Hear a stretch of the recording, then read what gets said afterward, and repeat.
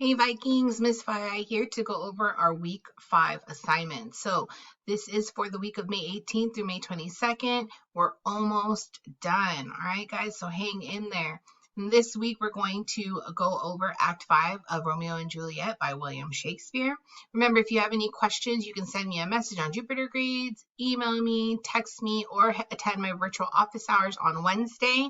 You're going to want to add yourself to that Google Classroom. This is the code because the following week, week 6, we're going to actually have an opportunity to watch the movie Romeo and Juliet. So I will give you more instructions on that next week. So this week we have a few things to do similar to the previous weeks. I'm trying to keep it as simple as possible. Right now I'm recording this video, which you're going to find linked here and on my icon over here. So this week you're going to have to do another check-in. Really simple. I have new questions for you. I love reading your check-ins. It lets me know that you guys are doing well. I love hearing your responses, your jokes, your recommendations. Keep it up. Make sure you also do your independent reading check this week, another flip grid, a new one. So we're going to go over those directions. And then Romeo and Juliet Act 5, which I will go over again with you. And then I also included optional activities that are not graded. They're there just for fun. All right, so let's start right at the beginning. The first thing you want to do is your check-in worth 20 points. So I do want to know how everything is going. You're going to fill out this Google form linked here and here. Just fill out the survey. It's automatically, once you submit, it is automatically recorded that you've submitted it, and that's how you get your points for the week. So let's take a moment and look at this week's survey so you know that you are in week 5 survey. So once I click on the link for this week's check-in, you're going to notice there's a blue background. The heading is read to grow.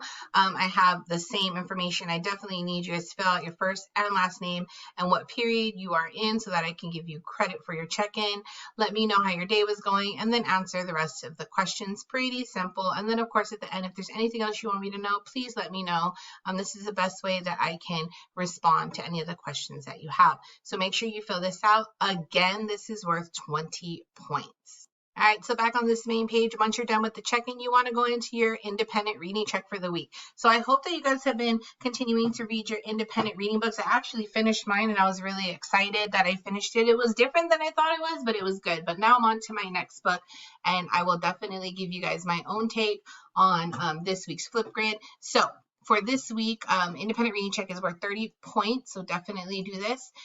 For your independent reading check this week, I would like you to share your recommendations for your current reading book. Whether you finished it or not, I still want you to give me a recommendation and your peers. So you're going to share your out of 5, I put that in quotations, 5-star rating, why you would or would not recommend this book, and then explain why. Then I want you to go a step further and respond to one of your peers' books recommendations and share if you have or you would like to read their book. So I know that we've had trouble with responding, so I'm going to go ahead and give extra credit if you not only post your own, but you also respond to a peer. That will be extra credit points this week. As usual, I will give you the time frame for when I start the instructions for this assignment right over here on the left. And let's go ahead. I'm going to click on this icon right here to go into this week's flip grid. All right, so this week's flip grid is actually attached to last week's flip grid, but it's its own separate page. I know it seems kind of confusing. I wish we were in person and I could explain that to you, but it's really easy to do. Once you click on that link, it's going to take you directly to this page. You're going to see this little girl here. She's giving you a thumbs up. And I basically ask you the question, would you recommend your current independent reading book and why or why not? Use the sentence frames below to formulate your response. So I want you to start with, hi, my name is, give me your name, and my text I am reading is, tell me the name of your text. And then the numbers 1, 2, 3, 4, 5, that's going to be the rating, okay? So I would give this text, what, 1, 2, 3, 4, or 5 stars. So how many stars? 1 would be the worst. Like, this is the worst text I've ever read, all the way up to 5. Like, this is the best text I've ever read. I couldn't put it down. How would you actually rate your book? Okay, if you click show more, I still have more sentences that I want you to respond to. So your third sentence frame, I give this text a, how many stars you gave it up here is what you're going to put down here, and then explain why. So if you gave the book a 1 and you're like, this was a horrible book, I need to know why you thought it was a horrible book. We all want to know, okay? Maybe we don't want to read it after your rating. And then finally, your last sentence is either I would or would not recommend this book. And if you want to add anything to the end, then go ahead and do that there. Make sure it's academically appropriate. So these are your sentence frames. Remember, you can copy and paste these onto a post-it if you are going to be, you want something to kind of read along with as you're recording, but you're going to go ahead and click on that little icon right there. It's going to take you to the screen, and my computer's a little bit slow, but once you're ready to record, you can just, if you want to use those sentence starters, go to add a sticky note, right click and paste. You can do the same thing on your iPad. Just hold it down and paste, and then you have all your sentence starters here that you can see and read from, but we will not be able to see them, and that's okay, because this is just for you to respond. I'm more concerned with what you're saying. Okay, so you do have to speak in the Flipgrid responses. Most of you have been recording your faces. I think it's great. I love it. I love seeing you guys. You don't have to record your face if you're not comfortable, but I'm sure your classmates would want to see you. All right, so when you're ready, you're going to click on that record button, record your response, and then it's going to ask you to follow the rest of the directions to submit. And it's super easy. Remember, this week, if you want extra credit, you just need to respond to one of your peers. So how do you do that? Well, if you go back to last week's videos, okay, there are a few people that responded to last week's videos, but I know for sure that I have a response on mine. So I'm going to go ahead and pause that. Oh, I had a response on mine, but the responses will show up on the corner, and then other people can see your responses to them. Okay.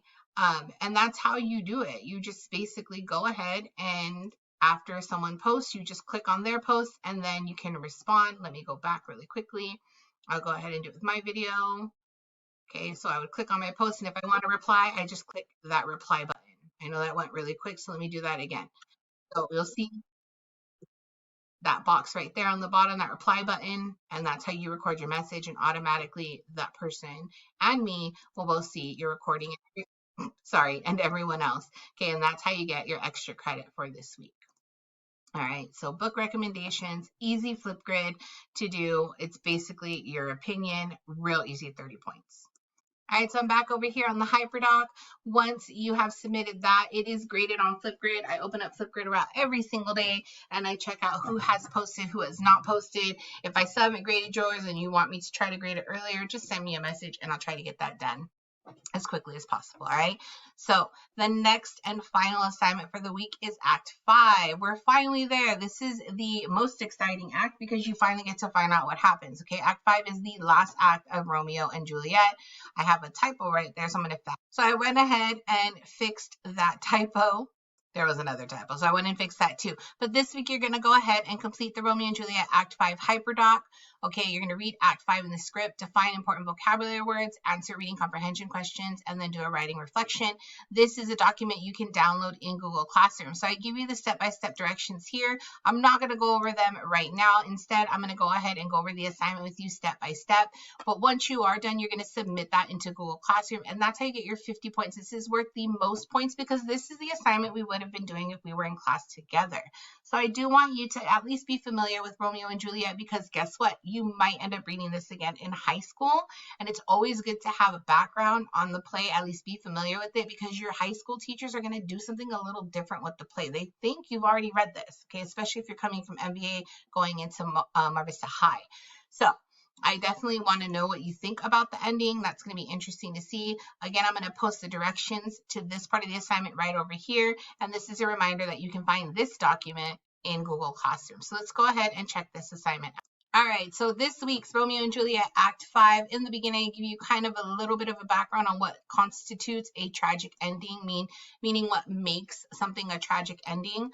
Okay, and there's a little bit of background here about why that's important. Some vocabulary words for this week. So I gave you the definition of the word tragedy, and in particular, how Shakespearean tragedies work. And then I gave you a definition and an example. I want you to look up two other words, dagger and discord, okay? So these are important to know because they do come up, obviously, in Act 5 of the play. Here are your reading comprehension questions for the week. Remember, you can download the script on your own right here. This is the abridged version, the shorter version that we've created for you. But there's also the No Fear Shakespeare version if you want to read it again, or want a little bit more explanation, because we did leave out a lot, and I do go over that in this week's video. So if you want to read along with me, click on this video right here. I give you the link to YouTube, but it will also be posted as an MP4 in this week's assignments, okay? So I do go over those missing parts in the video, but you won't find it in the actual script. If you want those missing parts, you have to read the Note for Shakespeare version.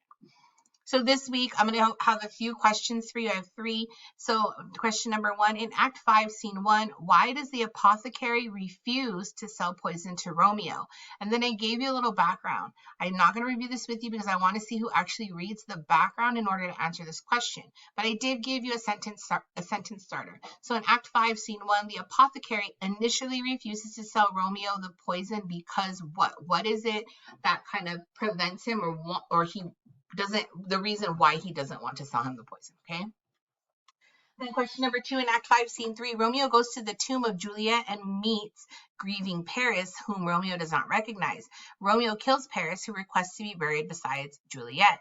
Romeo carries him to the Capulet tomb and finds Juliet lying peacefully. That's not actually in the abridged version. So I did kind of help you out with this by giving you the sentence starter, because I want you to explain what happens next. So I'm not expecting you to know that. I want you to tell me what happens after that initial meeting with Paris and killing him. And the sentence starter says in Act 5, Scene 3, after Romeo kills Paris, what does he do? Number 3, as the play ends in Act 5, Scene 3, Prince Aeschylus delivers his speech to all the members of the Montagues and Capulets except Lady Montague, who dies in sorrow because of Romeo's banishment. I want you to summarize what Prince Aeschylus tells both families. I gave you 3 sentence starters. In Act 5, Scene 3, Prince Aeschylus tells both families, blank, blank, blank. This means, and as a result, what happens? Finally, your reading reflection. I want to know what you think. So here's your prompt. I want you to think about Romeo and Juliet's ultimate demise, so how they basically met their end, and answer the following questions. What is your reaction to the suicides of Romeo and Juliet? Do they act bravely or cowardly? And what other actions could they have chosen to do? And there are your sentence frames to help you. 3 sentences minimum. Finally, I gave you 3 quick videos. If you want to review the entire play, you can check out this video by Schmoop. All right. If you ever would wonder what happened if they hadn't killed themselves, check this video out right here. And then finally, next week in week 6, we're going to be watching the video together. If you want to see the trailer for the version we're going to watch, I gave you that trailer right here. So this is this week's Act 5 assignment. Remember, once you are done with this, you're going to submit that assignment into Google Classroom, and that's how I will grade it for these 50 points. Again, the directions will be posted over here on this side from the beginning of the time I actually start the directions. The last 2 things that I have are just some quick extension activities. If you like the drawings that I did for Marvel last time, you'll probably like this one. This is of Thanos, a villain, okay? So you know I'm a big Marvel fan. If you want to know how to draw Thanos, check this video out. Another thing that I really, really love to do, and I can't do right now because we are currently in quarantine, is go to the San Diego Zoo. But the San Diego Zoo does have some live cams. So cameras you can check out for different exhibits like the penguins, the polar bears. I watched the polar bears last week eating lunch. It was really cool just to see that. And then finally, I found this video on the first author that was ever recorded. Recorded meaning that this person actually wrote down a story. So if you want to know who that is, check this video out here.